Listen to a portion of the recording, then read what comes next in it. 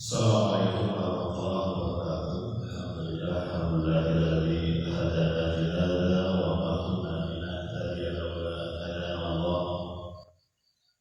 Asyhadu an la ilaha illallah wa asyhadu anna Muhammadan abduhu wa rasuluhu la nabiyya ba'dahu. Allahumma shalli wa sallim wa barik ala Muhammadin wa ala alihi wa sahbihi ajma'in. Ayyuhan nas ittaqullaha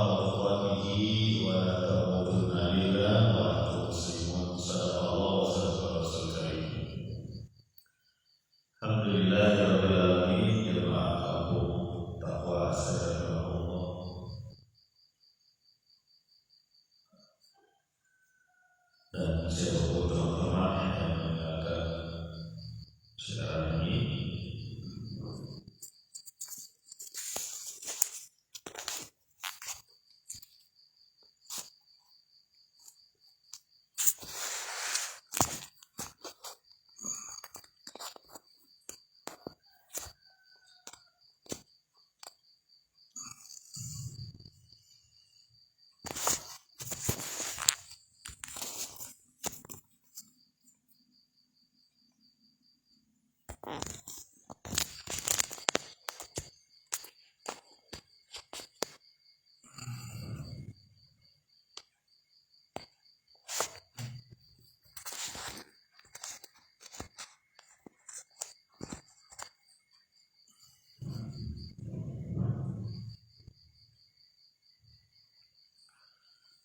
Mari kita lanjutkan lagi masih di surat Al-Ghafir.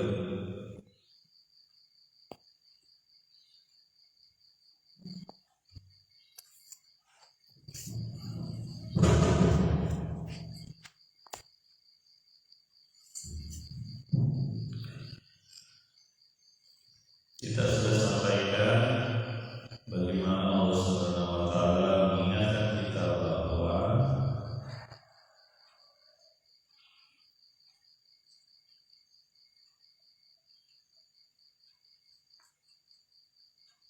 perintah dari Allah Subhanahu wa taala untuk berdoa kepada Allah. Untuk salah satunya adalah untuk menghilangkan sifat-sifat rohak sombong yang tidak mau taat dan takut kepada Allah. Pasti akan Allah kabulkan. Dan orang-orang yang sombong, tongkak, takabur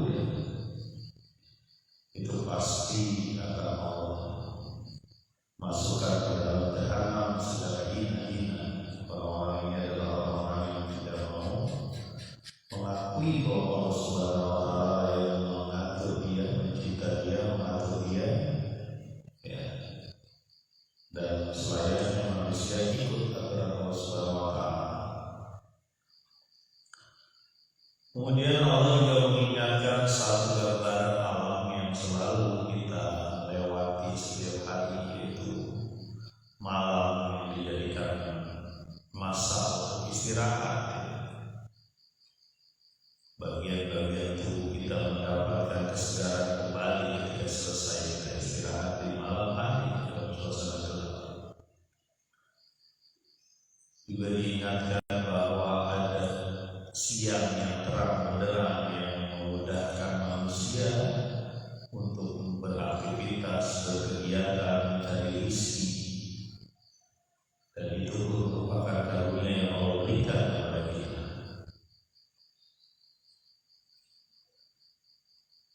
Tapi banyak manusia yang tidak bersyukur.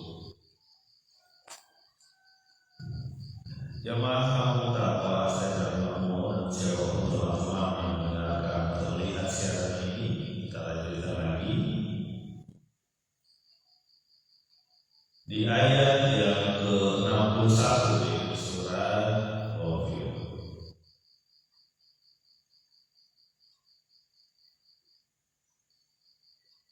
Yang 62 surat Ghafir. Bismillahirrahmanirrahim.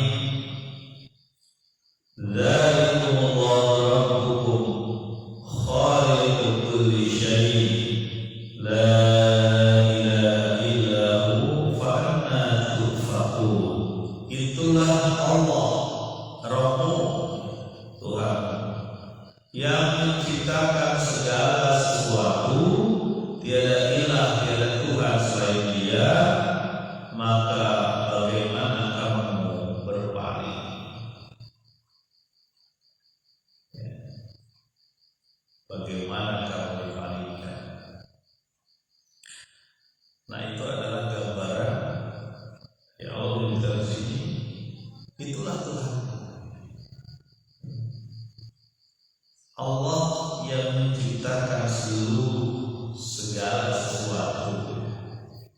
tiada ilah selain Dia, menciptakan seluruh alam ini. Ada gambaran siang dan malam, itu sudah sampaikan. Kemudian banyak karunia yang diberikan Allah kepada kita. Itulah Allah. Tiada ilah selain Dia, tidak ada yang sanggup menyatakan bahwa dirinya lah yang menciptakan. Tidak ada yang sanggup dengan kecermatan yang demikian tinggi. Makanya tertolaklah orang yang mengatakan bahwa alam ini ada dengan sendirinya. Alam ini ada dengan sendirinya, itu dalam pernyataan yang tertolak, tak bisa. Karena kecermatan yang terpampang oleh kita di bumi ini saja itu sudah tidak ada yang sanggup untuk menyatakan bahwa Dialah pemilik kecermatan. Itu tidak ada. Allah tiada ilah selain Dia. Tidak ada Tuhan yang bisa seperti Dia. Karena tahu bagaimana ini bisa memalingkan kamu orang-orang yang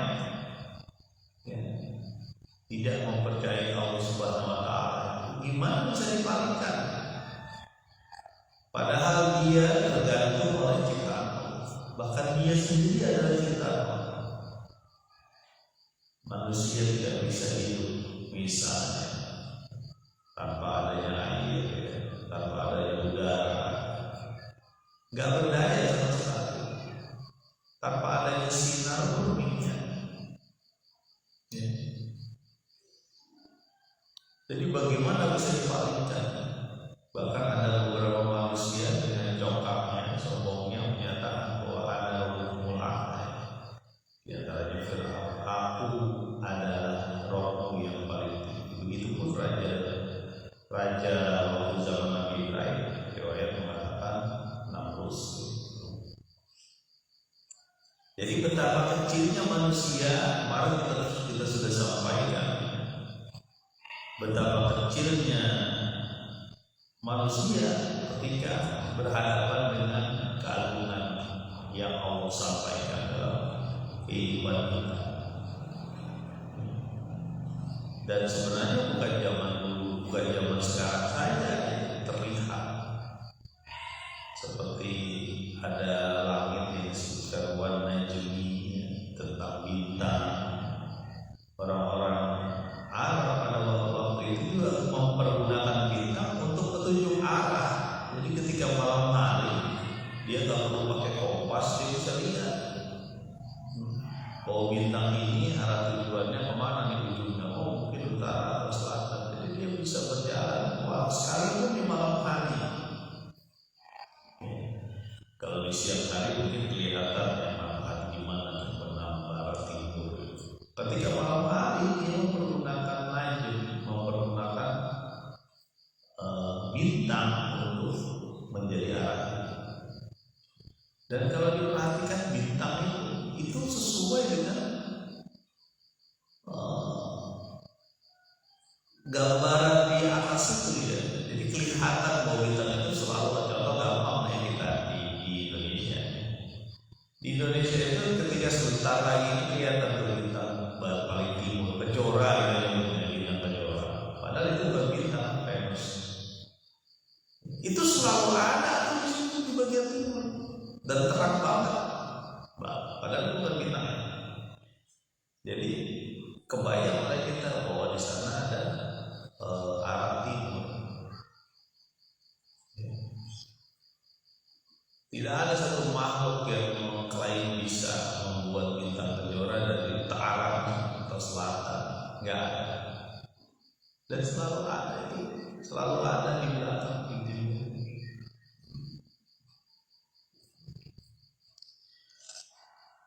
Nah, jadi bagaimana manusia itu dipalingkan, tidak mau mengambil aturan yang Allah berikan?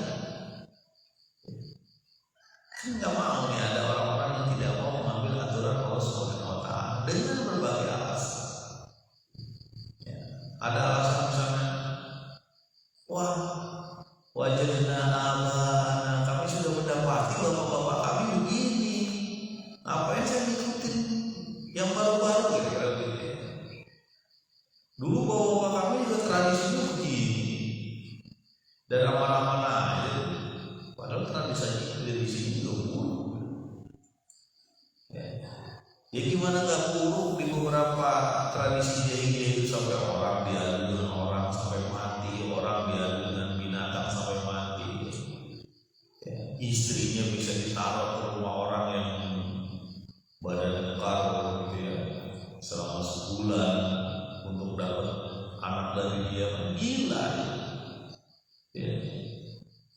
Nggak ada lagi rasa cemburu kalau begitu kan.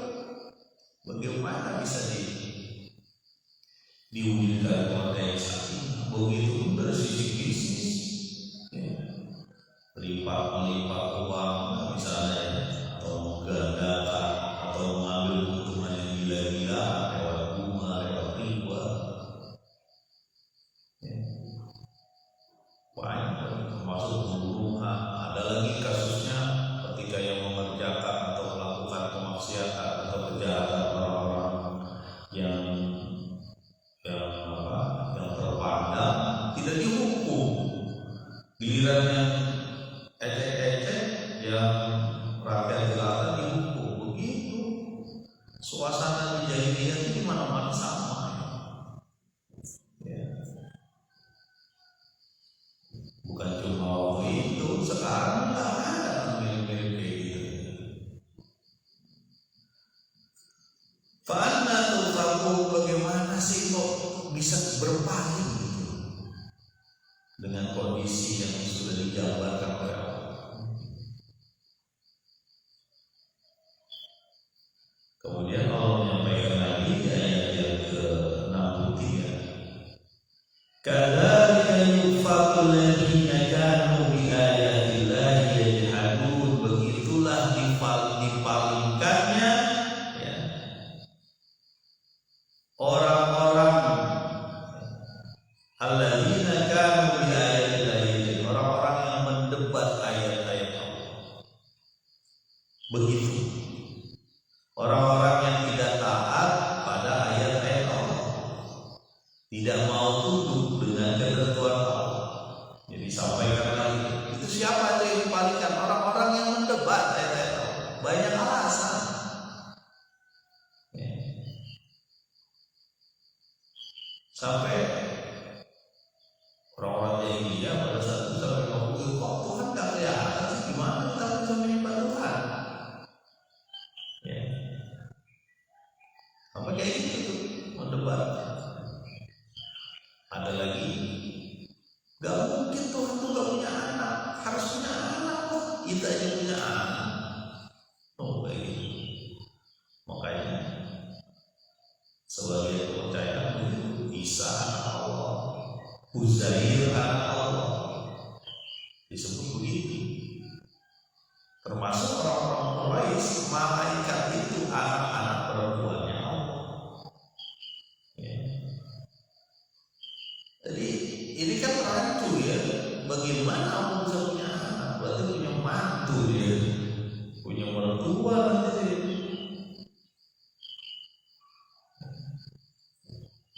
Jadi itulah orang-orang yang mendebat ayat-ayat Allah. Banyak perdebatan-perdebatan, termasuk ukuran penjaga neraka ya. Penjaga neraka juga didebat. Cuma 19 orang gampang, kita hajar aja tuh penjaga neraka. Itu jadinya. Oh gila.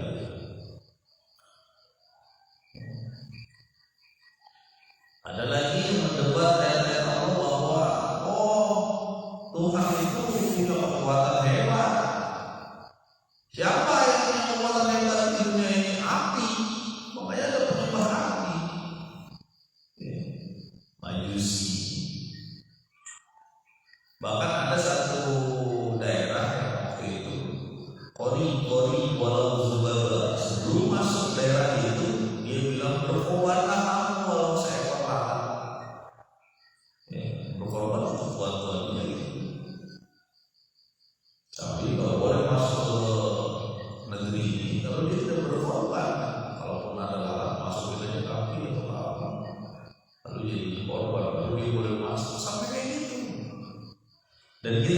Bapak teman-teman, bahwa orang yang akidahnya rusak, keimanannya rusak, dia menghasilkan akhlak yang buruk. Itu sudah pasti.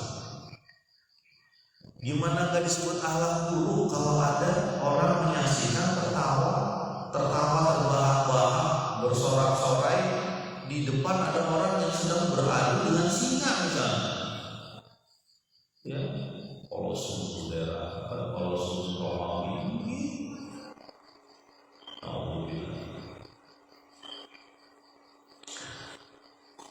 Coba kita lihat lagi ya. Selanjutnya, Allah sebutkan bagaimana Allah Subhanahu wa Ta'ala punya kekuasaan. Bagaimana Anda bisa menolak kekuasaan itu? Allah ayat selanjutnya ayat ke-64. Allahu alladzi ja'ala lakumul arda qararan was samaa'a binaan wa sawwarakum fa ahsana suwarakum wa razaqakum minat thayyibat dzalikumullahu rabbukum wa tabarakallahu rabbul alamin. Allah lah yang menjadikan bagimu bumi untuk qarara menetap.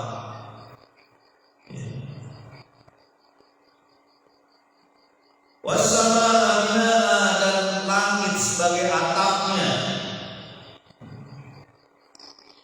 Wasawwarakum, lalu dia membentuk kamu. Fa ahsana suwarakum, lalu dia menyempurnakan bentuk kamu. Wa razaqakum minat thayyibat, dan dia memberikan rizki kepada kamu dari rizki yang baik. Itulah Allah, Tuhan. Maha suci Allah, maha agung Allah, Tuhan seluruh alam. Nah, ini ada lagi tambahan bahwa Allah mengingatkan bumi yang mudah untuk dijadikan tempat tinggal, qaror. Bahwa bumi dijadikan Allah sangat tepat. Ya. Dalam sains disebut dalam sains disebut planet berair bumi. Dan itu satu urutan yang terus-menerus menyediakan bagi manusia segala sarana. Makanya mudah menjadi tempat tinggal. Di tempat kita udah luar biasa, kalau di negeri tropis enak banget tinggal di sini. Bahkan ada yang tinggal di daerah gurun pasir pun tetap disediakan oleh Allah sarananya. Ada oasis, mata air. Kemudian di sana kambing-kambingnya juga bertahan hidup dengan sesuatu yang biasa kita tidak terlalu banyak mungkin rumput-rumputnya, tapi dia bertahan hidup, bisa gede-gede juga. Geser lagi ke daerah yang pegunungan tinggi misalnya,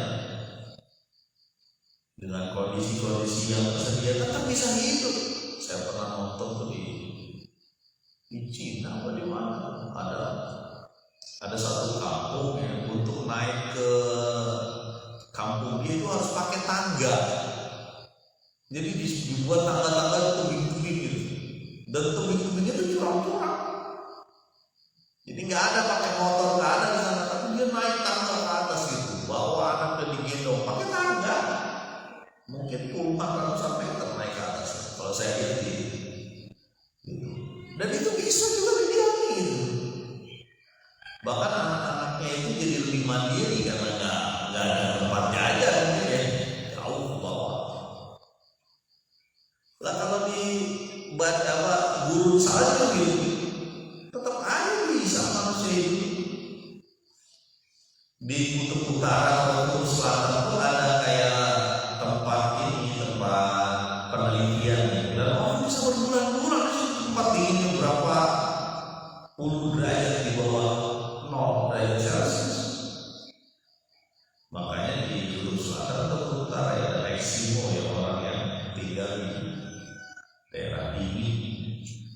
Dia punya rumah namanya iglo ya.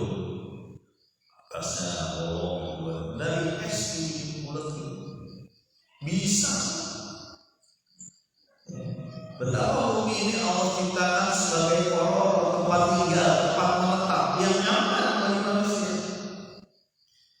Ya. Dan bisa hidup. Kemudian wassama binaa, dan langit sebagai atapnya. Ya. Ini saya kalau saya suka tuh di latar belakang ini kan ada jendela di belakang. Teman-teman bisa kebayang. Berarti saya nyender di tembok. Dan di belakangnya itu perlahan-lahan langit terlihat cerah. Ada satu perubahan, bukan saya rekayasa, bukan. Emang langit sudah gitu cerah. Semakin cerah, semakin ada, semakin benderang, semakin melihat, semakin terlihat lagi. Seperti yang kita sebutkan sebelumnya, bahwa siang itu mubsirah, bahwa siang itu membuat kita melihat.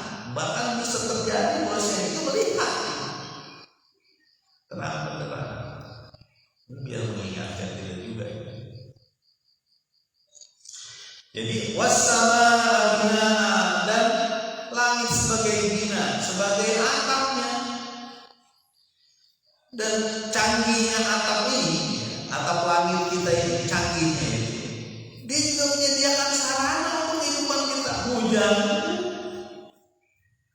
Kalau kita membuat rumah, atasnya atap dulu, karena tertutup kan nggak bisa kalau hujan masuk. Nggak cuma hujan yang dari langit itu apa? Cahaya matahari disediakan untuk kita ya. Dan cahaya matahari itu gratis. Ya. Oh, kalau nggak ada 3 hari mendung terus, wah pusing kita. Baju nggak kering, macam-macam. Dan penyakit bisa banyak timbul, terlalu lembab kan. Ya. Disebutkan banyak surat ya tentang keadaan warna jam, tentang langit. Sebagai apa? Wasawwarakum fa ahsana suwarakum, lalu aku membentuk engkau. Ya. Membuat manusia terbentuk dengan canggih seperti sekarang. Saya pernah sampaikan bahwa tangan kita ini, coba kita pegang tangan kita ini, jari-jari itu tangan yang begitu canggih. Kenapa canggihnya bisa memutar 360 derajat begini utara? Dia bisa mencubit, dia bisa memegang, bahkan dia bisa memukul, dia bisa mengorek-ngorek kita. Dan itu sulit ditiru oleh robot, itu juga sulit, berat. Karena bisa begini, bisa begini, coba. Bisa ngorek, bisa ngambil, bisa mencubit, bisa memukul, bisa nahan, bisa mencacah-cacah gitu ya. Ini tangan kita baru satu aja tangan. Makanya ketika Allah membentuk manusia fi ahsan taqwim, betul-betul ahsan. Dan di sini disebutkan fa ahsana suwarakum. Dan aku sempurnakan pembentukan kamu. Apa contoh sempurnanya bentuk? Gigi. Gigi kita. Gigi kita itu, bagaimana Allah menciptakan rahang ini, ya, itu persis sama atas dan bawahnya, sehingga kita bisa menggiling makanan. Ya. Coba kalau nambah aja 1 senti itu gigi bawah, nggak bakal bisa kita maju gitu. Rahang bawah ke depan 1 senti, nggak bakal bisa makan. Ya. Jadi masya Allah, dari gigi ini kita tahu bagaimana kesempurnaan Allah dalam menciptakan kita. Banyak lagi yang kebayang yang kita sampaikan. Bagaimana luka, ya. Luka itu bisa pulih. Banyak bagian-bagian darah yang bekerja di situ. Begitupun bagaimana otak kita bisa bekerja siang dan malam, termasuk usus kita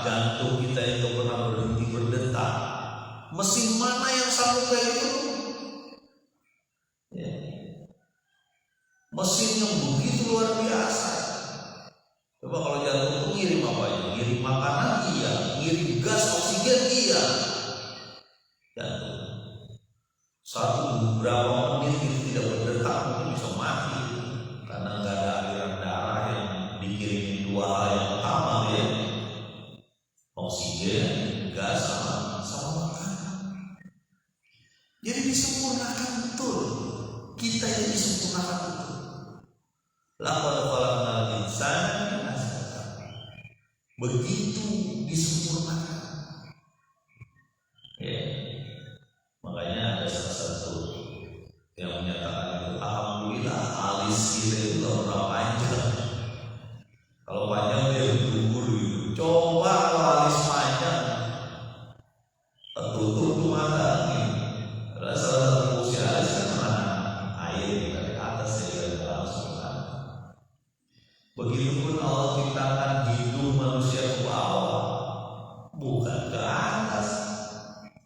Kalau ke atas ada hujan banjir, kalau Allah gitu-gitu.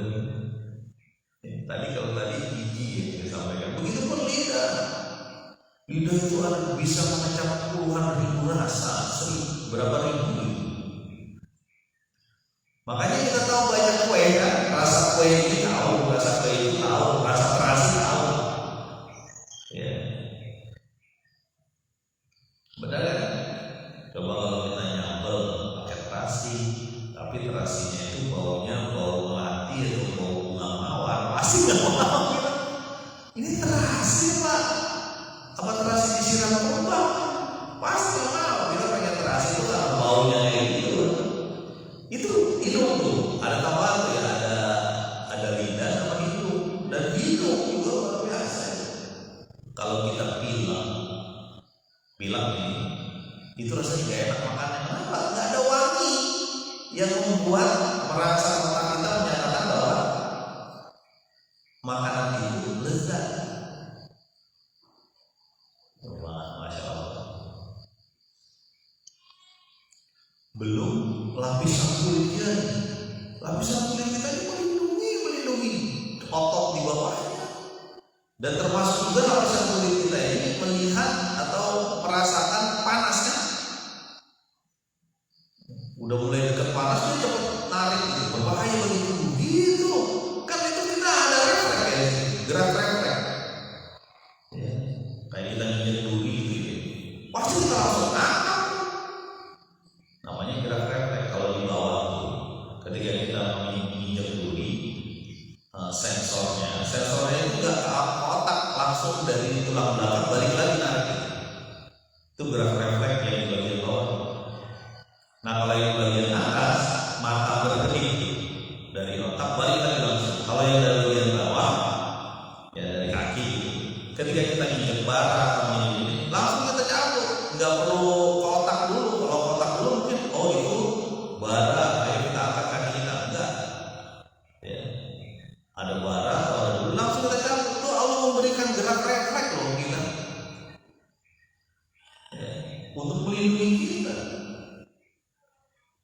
Ini para belajar IPA, biologi ya semua aja kita belajar juga ya. Jadi kita paham dulu kita. Walau minat thayyibat, dan Allah memberikan kita rizki dari yang baik-baik, tersedia dengan nyaman. Bahkan untuk orang-orang yang nggak ngerti apa-apa, tinggal di gunung gitu ya, tinggal di hutan. Kita banyak di suku-suku Indonesia yang masih ada suku di Jambi. Tinggal di hutan, nggak perlu pakai mall ya, nggak perlu jalan ke kota, aman-aman aja kehidupan. Baduy juga begitu ya. Mungkin suku-suku pedalaman Papua sama juga, tetap diberi rezeki. Ya. Bahkan ada suku Bajo, suku apa ya, suku yang ada di atas laut. Dia di Sulawesi kalau saya. Jadi sukunya tuh selalu tinggal di atas laut, dibikin rumah-rumah selalu di atas laut. Ya. Kalau dulu saya pernah ke Palembang, ke Jambi atau Palembang. Jambi juga begitu, di atas Sungai Batanghari itu ada rumah-rumah. Kata saya, ini orang nggak perlu WC, soalnya Sabul hilang.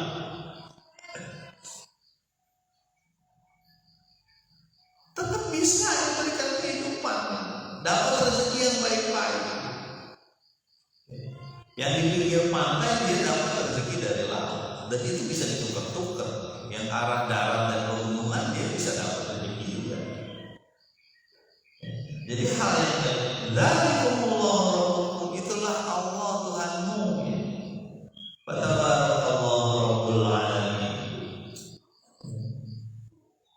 Maka Maha suci Allah, Maha agung Allah, Rabb semesta.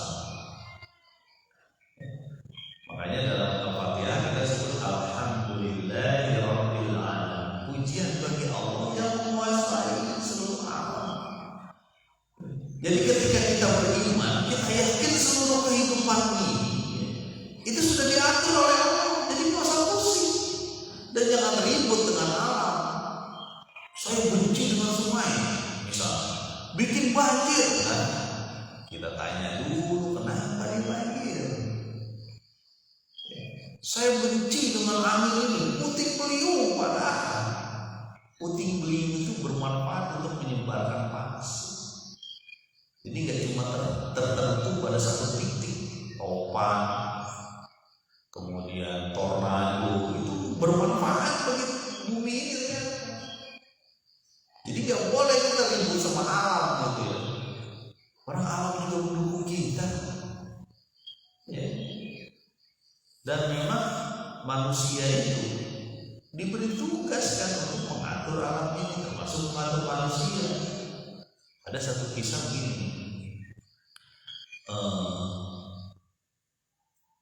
Seorang penggembala kambing di gunung ya, itu suatu ketika kambingnya dimakan serigala. Dia langsung bilang apa? Oh, pasti Umar bin Abdul Aziz sudah meninggal. Padahal dia waktu itu nggak ada WA dan susah mau pakai apa ya. Ternyata apa? Ya dia yakin bahwa ketika umat Islam, ketika orang yang beriman kepada Allah itu berkuasa di dunia, itu semua makmur. Jadi nggak perlu ada perebutan makanan antara serigala dan manusia misalnya. Kenapa? Karena sudah nyaman, sudah diberikan haknya yang baik. Coba kalau misalnya rusak, pemimpinnya rusak, akhirnya rakyatnya diperas. Karena rakyatnya diperas, akhirnya nyari makanan kemana-mana, susah kehidupan. Ada hutan diambil bicara, nggak cuma hewannya, mana-mana juga diubah. Jadinya serigala kurang makanan. Kira-kira begitulah logikanya. Jadi betul memilih pemimpin yang beriman itu akan mempengaruhi keseluruhan kehidupan kita. Ayat selanjutnya ada yang potongan. Huwal hayyu la ilaha illahu fad'uuhu mukhlishina lahu din. Alhamdulillahi rabbil alamin. Dialah Allah yang hidup, tiada ilah selain Dia, maka berdoalah atau menyembahlah Allah mukhlishina lahu din, semurni-murninya, seikhlas-ikhlasnya dalam agama ini. Alhamdulillahi rabbil alamin. Pujian bagi Allah Rabb semesta. Maka ini mengingatkan kepada kita bahwa Allah yang hidup, tidak ada ya, berhenti mengurus makhluknya. Dia terus menerus hingga hari ini dan yang akan datang. Ya, dan ilah selain Dia, maka sembahlah Allah dengan ikhlas, semurni-murninya. Makanya ada surat Al-Ikhlas. Qul huwallahu ahad, Allahu samad, lam yalid wa lam yulad wa lam yakul lahu kufuwan ahad. Jadi Allah itu ahad. Jadi nggak perlu ada orang-orang yang atau ada sembahan-sembahan lain. Allah itu pencemburu. Dia nggak mau diduai. Ya. Nggak mau dia diduai. Harus sendiri. Ya karena itulah karakter Tuhan, karakter Allah yang begitu. Ya. Baik, sembahlah dengan ikhlas. Alhamdulillahi rabbil alamin. Pujian bagi Allah Rabb semesta. Itu ditutup di sini. Mudah-mudahan bermanfaat. Subhanallah wa bihamdika, asyhadu an la ilaha illa anta